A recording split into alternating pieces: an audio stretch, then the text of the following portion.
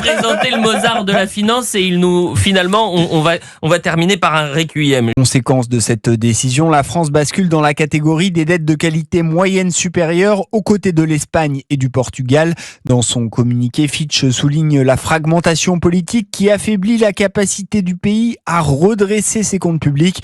Dans ces conditions, l'agence doute que la France puisse renouer avec un déficit public inférieur à 3% en 2029. Le ministre de l'économie démissionnaire, Éric Lombard, a simplement pris acte de la dégradation. C'est vrai qu'on l'a connu plus prolixe, monsieur Lombard. Alors, le Mozart de la finance, il prend les rênes de Bercy.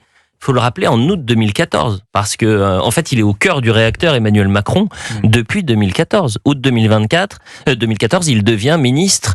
À l'Élysée, secrétaire général à Attendez, le secrétaire, je sens que vous êtes dans les starting blocks, Alexandre Devecchio, Georges Fenech, d'accord ? Oui. Sauf qu'il prend les rênes de Bercy en août 2014. Mais les secrétaires généraux de l'Élysée, c'est pas lui qui gère les finances, pardonnez-moi. C'est lui qui regarde la filière Georges nucléaire. Fenech. C'est lui. Non, ne sous-estimez pas. Mais non, mais Ce qu'on est en train de vous dire, c'est que ça fait 15 ans de macronisme. Ça fait beaucoup, quoi. Ça fait beaucoup trop. beaucoup. Non, mais on nous a présenté le Mozart de la finance et finalement, on va terminer par un requiem. Je rappelle donc que François Pierrard est avec nous. Vous êtes responsable de l'Institut Hexagone, comprendre la France grâce aux chiffres. Et là, on va tenter de comprendre ce que ça veut dire. Déjà, pourquoi Fitch dégrade la note de la France ? C'est un sujet qui est vraiment complexe et il va falloir vulgariser au maximum pour les auditeurs. Je suis le premier à ne rien comprendre sur les notations Fitch ou pas Fitch.